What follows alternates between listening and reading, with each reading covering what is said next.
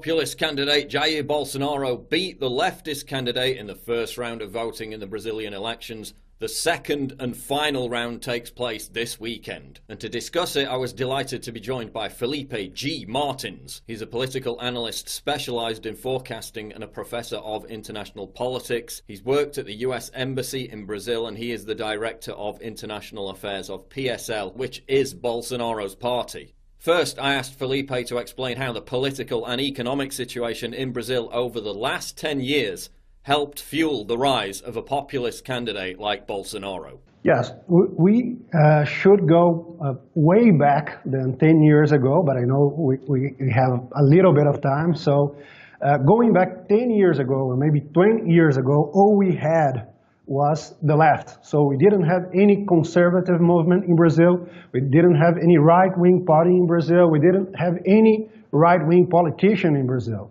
We had Bolsonaro, we had some other guys, but they didn't have a clear identity. And that's due to the military dictatorship. So the left used the dictatorship to shame the conservatives, to shame the political right wing in Brazil. And for decades and decades, all we had was a contest between leftists. We had PT, Partido dos Trabalhadores, the Workers' Party, and in the other case, PSDB. PSDB stands for Social Democrats, but both of them used to act on the culture, on media, to advance the diversity, the progressive agenda. So we didn't have any representation of the Brazilian right wing, and in the same time we had a very, very conservative population. So our population is still very Catholic and Christian. We have people that are against abortion, against gay marriage, against socialism, but they didn't have any representation. And in the same time, we had a lot of corruption. So the political class here in Brazil and the entire establishment, the media establishment, the academia, editorialship, they all are leftist and very corrupt. So for a long time, we didn't have any voice. And when we had the internet, so we started to work on critics, and we start to work on means of fighting the left. And here we have to mention a guy that was key for what's going on right now in Brazil. That's Olavo de Carvalho.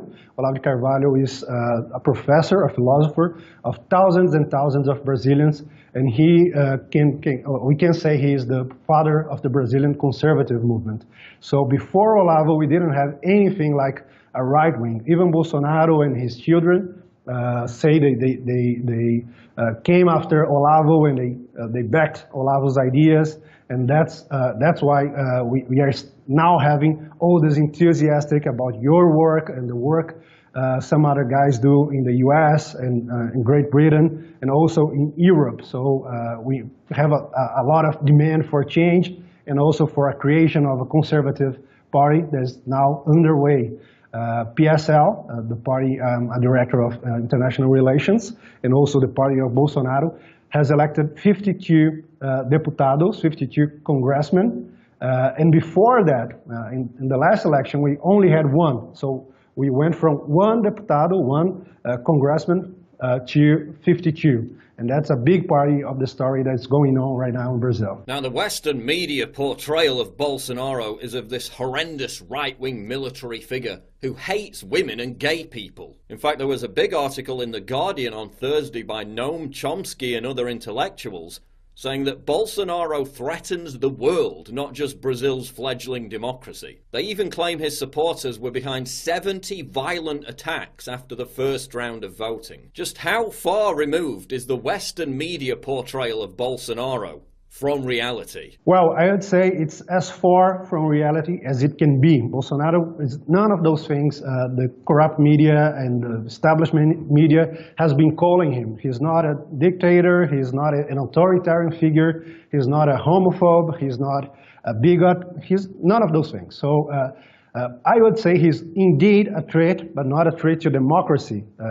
As you know, he had an attempt of assassination. He suffered an attempt of assassination, an attempt on his life perpetrated by a left-wing activist on the eve of Brazil's Independence Day, I believe has signaled that the crime syndicate that has been running the country is in panic mode.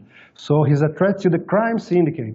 And his popularity, as you might have been seeing, he's being received in airports by huge crowds. Every time he goes on the streets, he's also received by huge crowds. Everywhere he goes, he's followed by a huge crowd.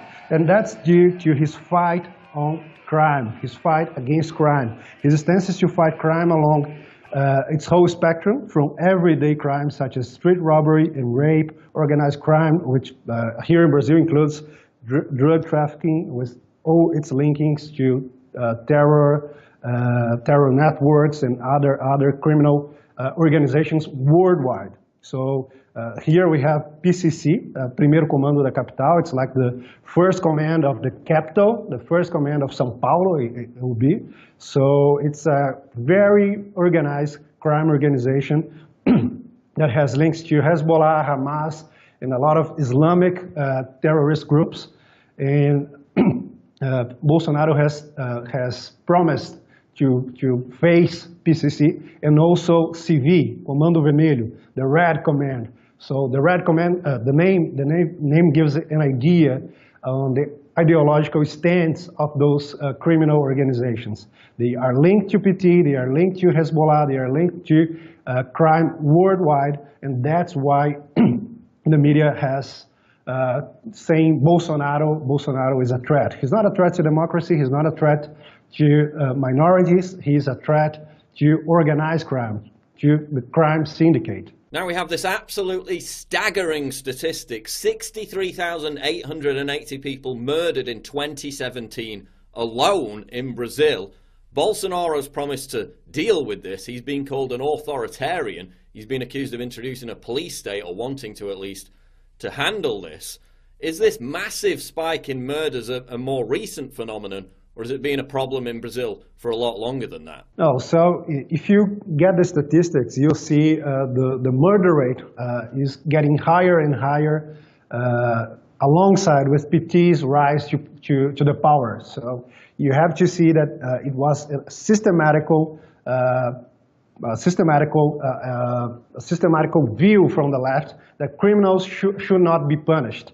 So they used the judicial system. They used also the politicians to protect crime, and that comes from the links that PT has with the FARC. Are you familiar with the FARC in Colombia?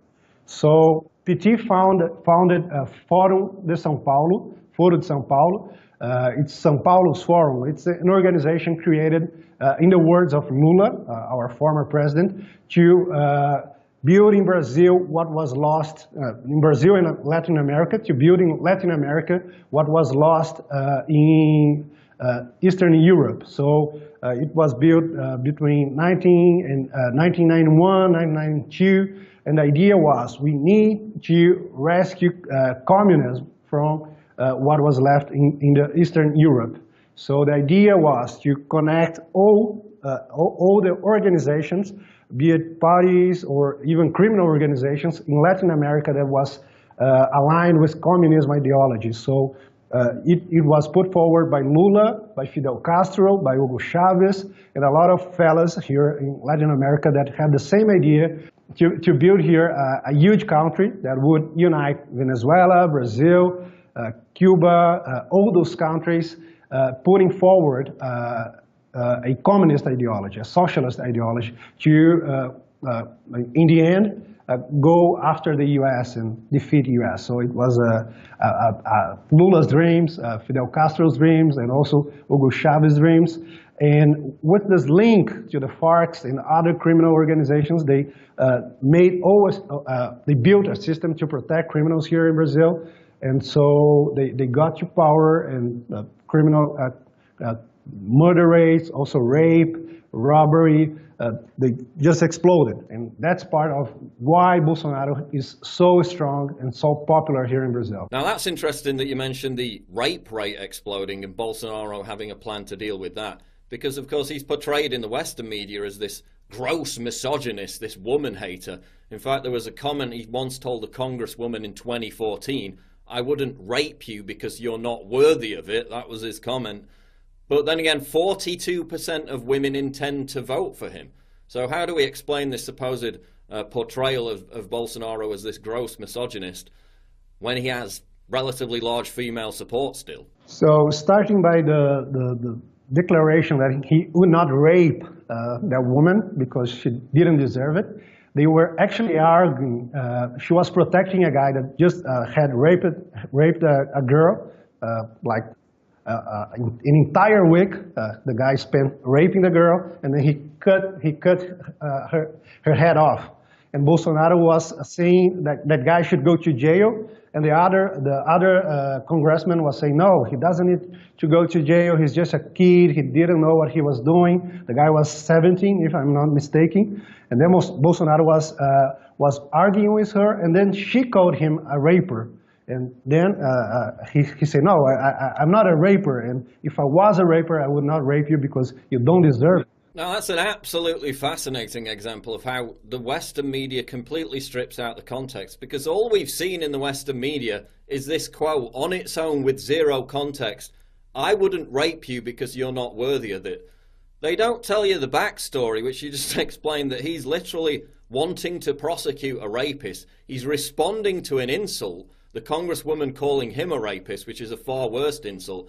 None of that context ever appears in the Western media when they use this quote to smear Bolsonaro as this evil, woman-hating misogynist. So that's just an absolutely fascinating example of how much they hide, how they strip out context, how they strip out meaning to demonize people for these kind of comments. And on that subject of comments that maybe have been taken out of context, there's another one about minorities, which is apparently Bolsonaro said, quote, "Minorities have to bend down to the majority. The minorities should either adapt or simply vanish."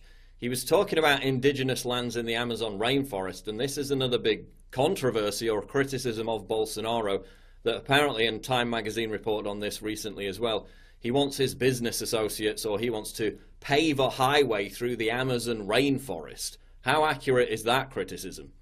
Yeah, so when he talks about minorities, he's not saying he will, that quote is very strong too. The minorities have to bend down to the majorities, but what he's saying actually also has a context. So when he say that, he said there's a basic point that no minority has a strength in its own. All its strengths come from the dominant class.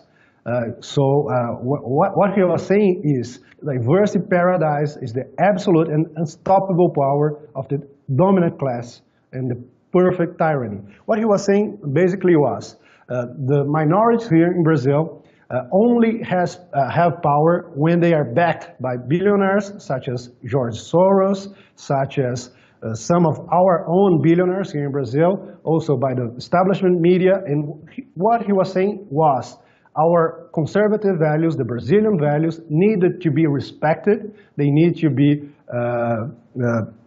they need to have a place in public debate, because as I was telling you earlier, there's no place for conservatives in establishment media. It's not even like in the US where you have Fox News and other channels. We don't have any channel here that gives space to conservatives such as myself, such as Olavo de Carvalho, such as Bolsonaro. We have to go to the internet, the social media, Facebook, Twitter, YouTube. We don't have any space on establishment media. So what he was saying was, we need to respect the values of the majority. We have 91% of the Brazilians are Christians, and you don't have any Christians in the media, in the academia, and any of those establishment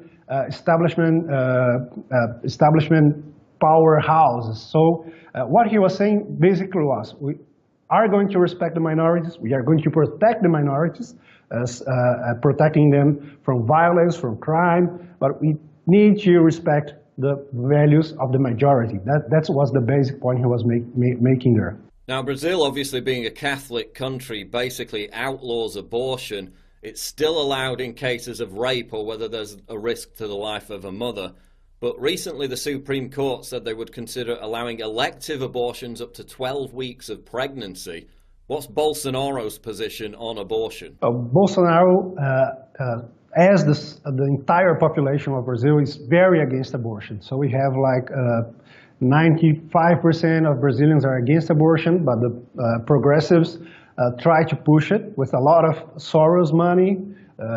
We have a big pro-life movement here in Brazil, linked to Catholics, linked also to evangelicals. But not only evangelicals and Catholics are worried about abortion here in Brazil. We have a lot of atheists, we have a lot of people that are not even doesn't even have a religion, and that are worried about abortion here in Brazil. Soros has been putting a lot of money here in Brazil, not only to push abortion, but also to push as we call here, the gender ideology, the gender theory, pushing that on schools, pushing that on universities, pushing that on media, and we are reacting to that. That even led George Soros himself to complain about Brazil. He said, "Oh, I'm not sure what's going on in Brazil, but people there are making dangerous movements, as he called it." Because he didn't make any success in pushing abortion, pushing the gender ideology, and he even complained about that. So we have some of our judges from the Supreme Court that are very linked to Soros, and they were put there just to push abortion. So they are trying to use judicial activism to approve abortion here in Brazil, to make it right for women to abort, but no one wants that here in Brazil. So we could say it's more of a globalist agenda than a Brazilian progressive agenda. Now there's this other big controversy in Brazil which I've read about, which is sex education for children. Obviously I'm of the opinion children shouldn't be having any sex education, at least until the age of, 12, 13, 14. Reports that children as young as 3 and 4 have been given or taught propaganda about alternative sexual lifestyles. Tell us about this controversy. Yeah, so the perversion and the dumbing down of our kids is a big topic here in Brazil. Not only the perversion, the sexual education to children like 3 years old kids, 4-year-old kids, receiving in school what we got nicknamed here as gay kids. Bolsonaro was also very known when he was fighting the kit gay, how we call here. It was actually a set of movies that targeted children as young as 3 years old, 4 years old, and try to teach them that gay sex was okay, but not only saying that, oh, you should respect it, you should do it. So they have like cartoons showing kids how to do gay sex and things like that. So it was a big problem here. The language they used were targeted at those ages. So it was a big scandal here in Brazil. Fathers, parents went to the streets.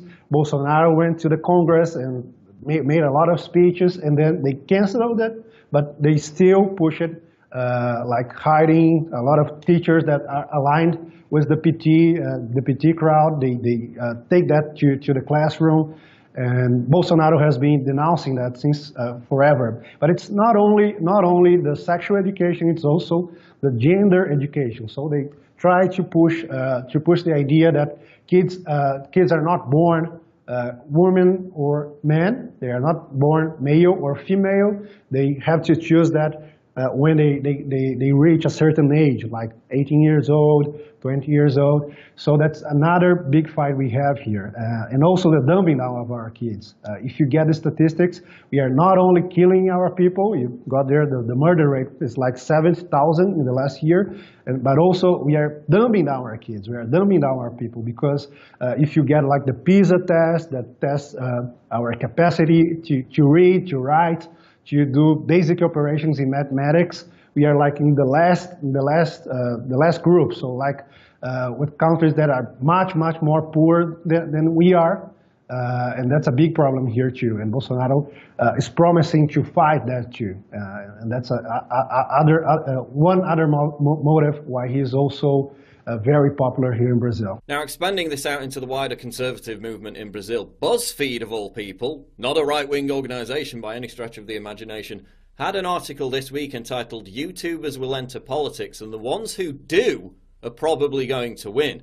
I went on these channels of some of these YouTubers. They built up massive audiences, in one case over 2 million subscribers. Some of them have actually now moved into positions of power.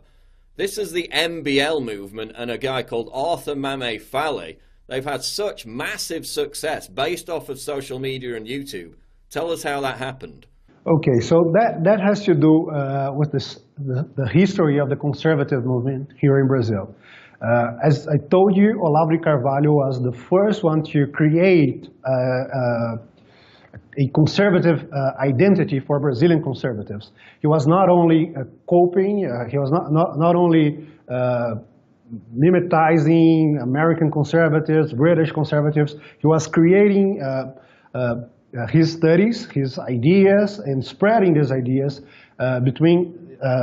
among young people. A lot of them went to YouTube, a lot of them went to the streets, and MBL got in the story right there. So in 2014, we had a huge electoral fight between PT and the opposition.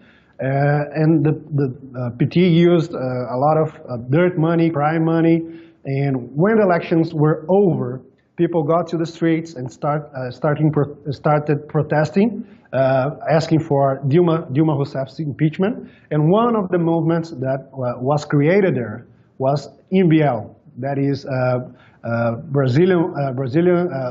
liberal Brazilian movement. So liberal here doesn't have the same meaning as the US, so we are talking about classical liberals. They are classical liberals. They defend free market economics. They defend the ideas of Milton Friedman and also other economists such as Mises. And MBL got in the story right there. In 2014, they created a big movement alongside with other movements such as Vem Pra Rua, Revoltados Online, and a lot of other movements that asked for Dilma's impeachment. And she got impeached like in 2016. So MBL used YouTube and the social media to channel its message.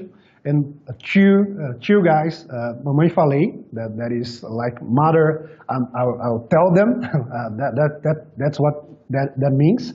And Kim Kataguiri got elected. They had a big vote.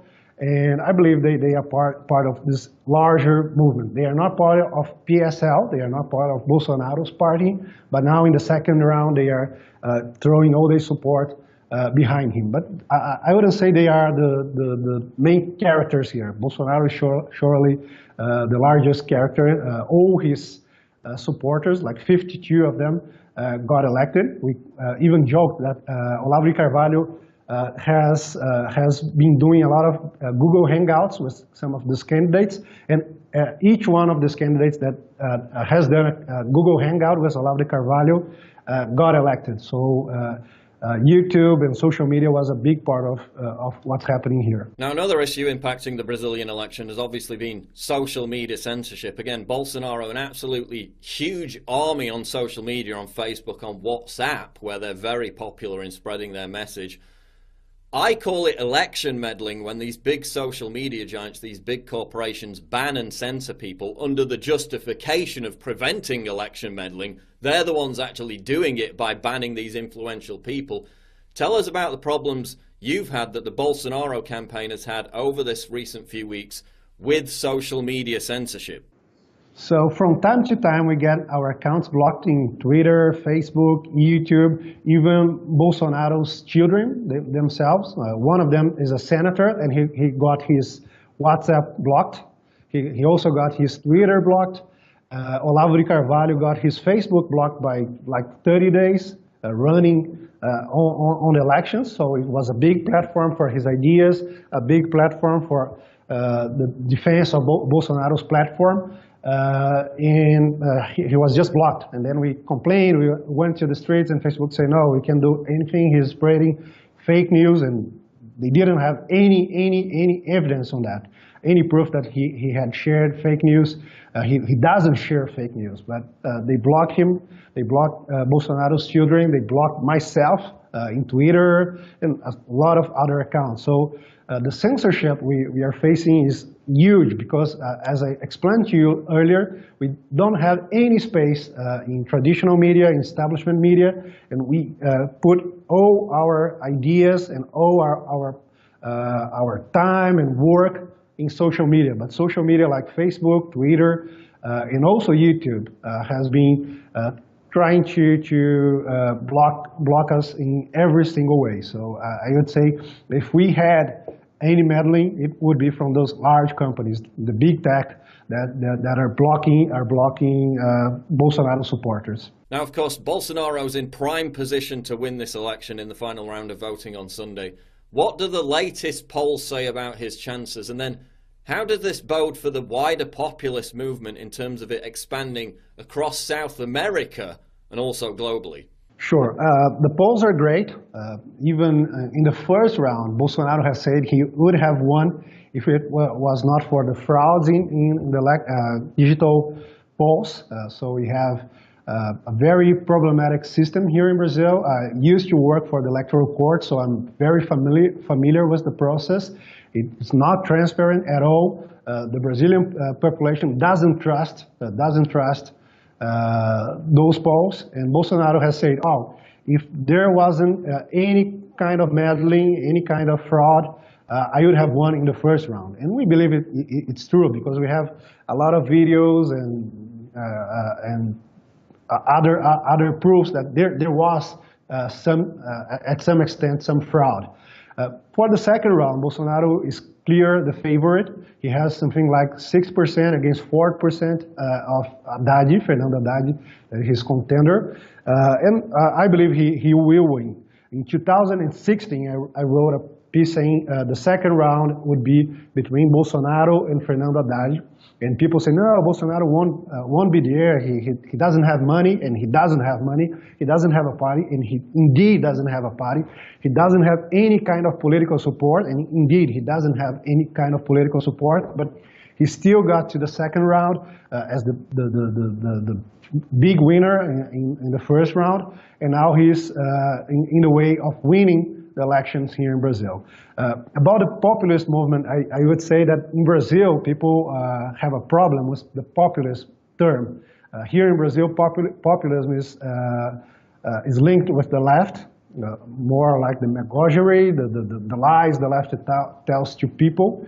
But I get, so the populist movement in Brazil, in South America, and also in Europe, and I'd say in the United States, people are looking for Bolsonaro. So we get a lot of messages from people from the Lega Nord in Italy. We get messages from the Kurz crowd in Austria. We also get messages from people from UKIP, the Republican Party, the Trump movement.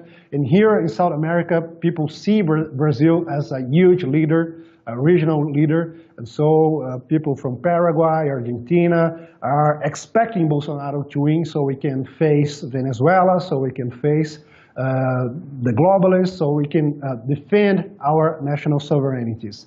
I would say that Brazil will try to link the South America populist movement with the American populist movement. We are trying to connect with Trump and his people.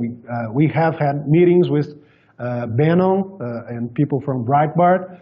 We also have had meetings with people from the Lega Nord, from Kurz and other populist movements around the world. So I believe Brazil will be a large part of what's going on in the world right now, and Bolsonaro will have a special place in the history we are writing against globalists. Okay, we'll wrap it up there. I mean, just to finish, there's so much enthusiasm. I've never seen so much enthusiasm out of a people, out of one particular country, than I have with Brazil. Just the sheer volume of messages I get across every single platform, the sheer volume of enthusiasm that pours out of that country. you know, yearning for genuine change, and it looks like that's what's going to happen, for better or worse, depending on your standpoint, when Bolsonaro takes victory in this Sunday's election. Thank you, Paul. I believe this will be a big success in your channel. As you said, people in Brazil are very enthusiastic, and I would say that comes from our need more than any national character or anything like that. We are happy people, but we are also in need of change here in Brazil. We need to build a conservative movement. We need to build an establishment movement. We also need to build an un-globalist movement, and that's going on right now. It's very exciting. So thanks for having me. Thanks for listening to me. I believe this link between populist movements in Brazil, in the Great Britain, and the entire world is very important in this moment. So thank you for having me and listening to me.